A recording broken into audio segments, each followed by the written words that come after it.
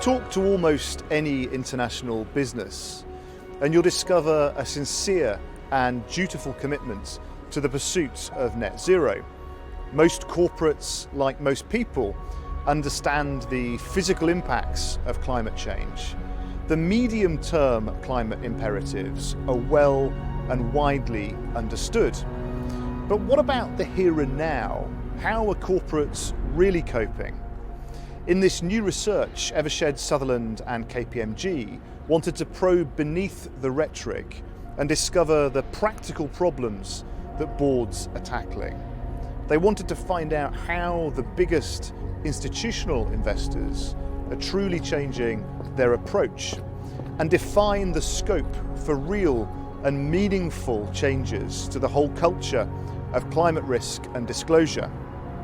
Michelle Davis of Evershed Sutherland and Michael Hayes of KPMG led an exploration with boardroom leaders from over 500 of the world's leading companies. What follows is an extract of their interviews, real conversations that highlight how CEOs are dealing with a stark transition. A transition permeating all sectors, a transition demanding immediate attention. In addition to undertaking the survey, we wanted to interview companies sitting within different sectors, and we also wanted to interview the people who are providing the capital and who are in the firing line for the new regulation, as well as those people who are really at the forefront of influencing and shaping policy. One of those interviews was with Jim Barry of BlackRock.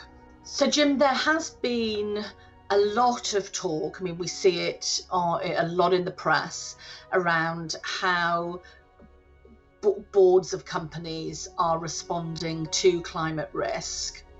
One of the concerns that Mike and I had was whether climate risk was really understood and what action was really being undertaken to deal with it. It would be great to hear what your experiences of this. Well, Michelle, I think that's a really key question. And I think the reality is you have a range of what I would call the internalization of what lies ahead, depending on the company you're dealing with. I would say that any company that's directly involved in the energy and power sector has finally got it. Even those fully exposed to carbon, like the oil majors, now appreciate the world has changed. And you can see it in their real strategic dilemma as to whether they try and evolve for the new world or effectively ride carbon out. And that's a key strategic choice they'll have to make. I think when you move to the world more generally, I think any business and board that has more consumer facing business, I think is much more likely to sort of understand that things are changing because their customers are beginning to demand it and they're attuned to listening to the customer. But I would say more generally, I would say boards have an intellectual engagement on the point. I think they understand it has changed. They're reading the same newspaper articles, they're hearing the same political pronouncements as the rest of us, but I'm not sure generally it's fully internalized. And I think that's a journey a lot of boards are going to go on over the next few years. And I think for a lot of them, it's going to be a real challenge because it's going to require such a dramatic change in thinking as they face up to the full implications of decarbonizing our global economy. Jim, one of the things that really worries me about the climate change agenda is the impact it is having on asset valuations. There are assets sitting in investment portfolios across the world, including in BlackRock's own portfolios, that I know, and I think you know, are overvalued because climate risk has not been taken into account. What does this mean for an organization like BlackRock as it looks across its own investment portfolio? Is this a concern for you? And what sort of actions do you plan to take to alleviate this? Mike, I think the issue of stranded assets is critical. And for investors like myself, where we have as much carbon exposure as we have renewable exposure, it becomes the critical issue. Because I can look at an asset today that kind of is carbon exposed like a pipeline, say an oil pipeline, and maybe I can get comfortable on the back of contracts it has as I look out over the next 15, 20 years. But the real question is, in 7 to 10 years time, when I come to sell that asset, will I have any confidence in the 15 to 20 year cash flows from there? And I think that goes to the heart of the risk you're now taking with respect to investing in what I would call the conventional carbon-based energy and power sector. Hello, Jaco. Thank you so much for joining us today. Wärtsilä is very much engaged in the climate change agenda, both on its own behalf, but also with its customers. What do you think needs to be done to enable corporates to prioritise dealing with climate risk? And what do you think makes a company act quickly or delay acting at the moment? What prevents some from acting or acting quickly enough is really that, I mean, there are a lot of issues, barriers. One is, clear signals. What are the concrete measures and which should be done? I mean, you don't have clear signals what is important and what is not. Regulation, definitely lack of consistency. Sometimes the regulation is too slow. Sometimes it's extremely fast, and the ambition levels are extremely high. I had a meeting with our Finnish Prime Minister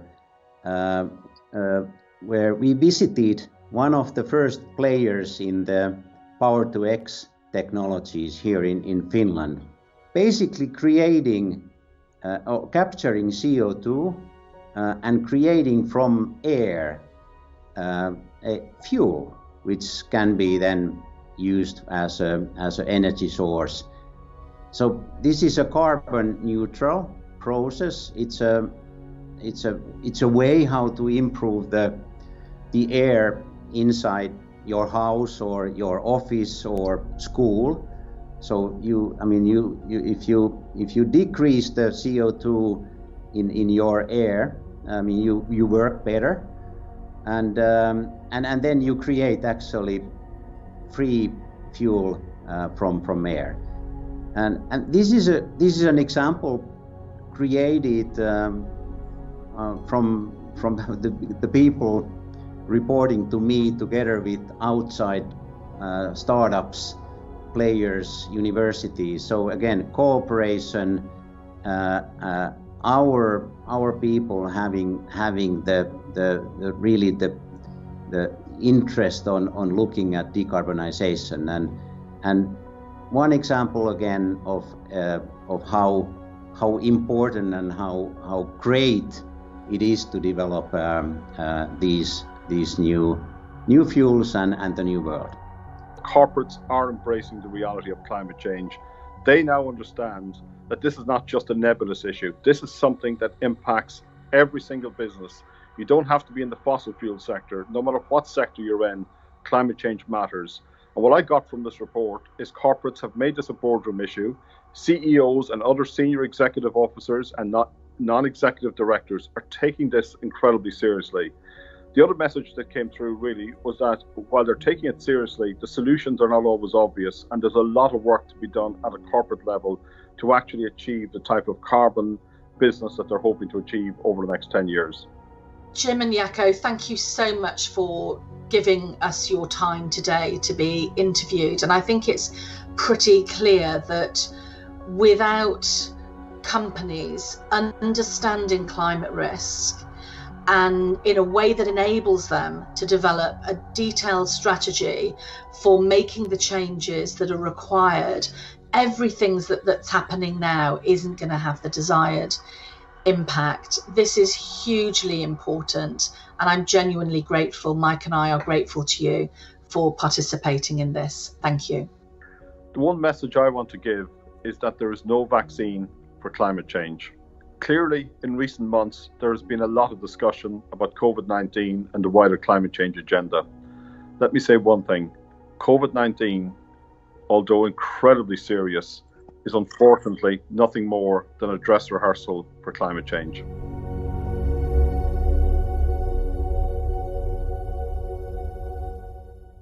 The Climate Change and Corporate Value Report. The journey has begun. Let's take it together.